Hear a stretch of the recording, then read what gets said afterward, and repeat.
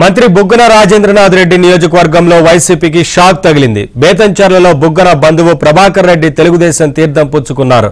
డోన్ నియోజకవర్గ టీడీపీ అభ్యర్థి కోట్ల సూర్యప్రకాష్ రెడ్డి, మాజీ ఎమ్మెల్సీ కేఈ ప్రభాకర్ రెడ్డి ఆధ్వర్యంలో ప్రభాకర్ రెడ్డితో పాటు 400 మంది కార్యకర్తలు టీడీపీలో చేరారు. వారికి తెలుగుదేశం కండువా కప్పి పార్టీలోకి ఆహ్వానించారు.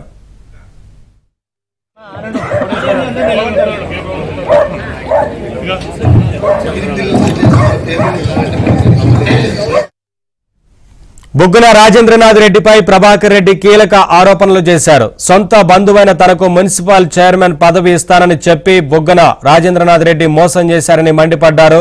వైసీపీలో కష్టపడి పనిచేసిన వారికి న్యాయం జరగలేదని వాపోయారు. డోన్ నియోజకవర్గం కోట్ల సూర్యప్రకాష్ రెడ్డితోనే అభివృద్ధి చెందుతుందని, అందుకే తెలుగుదేశం పార్టీలో చేరినట్లు ప్రభాకర్ రెడ్డి స్పష్టం చేశారు. తెలుగుదేశంలోనే ఉండింటిని, ఎంపీటీసీగా కూడా పనిచేసింటిని.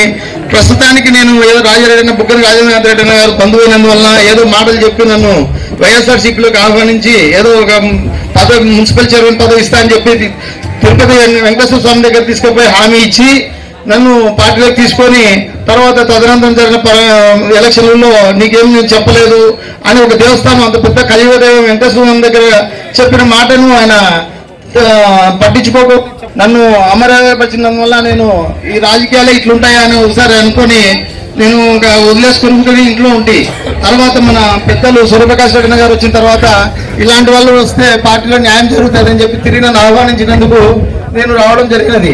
దయచేసి ప్రతి ఒక్కరూ మన సూర్యప్రకాష్ రెడ్డి కోసం కష్టపడి ఈ మండలంలో అత్యధిక మెజార్టీని తెప్పించి అన్నను అసెంబ్లీకి పంపించాలని, మంత్రిని చేసుకోవాలని నేను ప్రతి ఒక్కరిని పేరున పేర్కొంటున్నాను.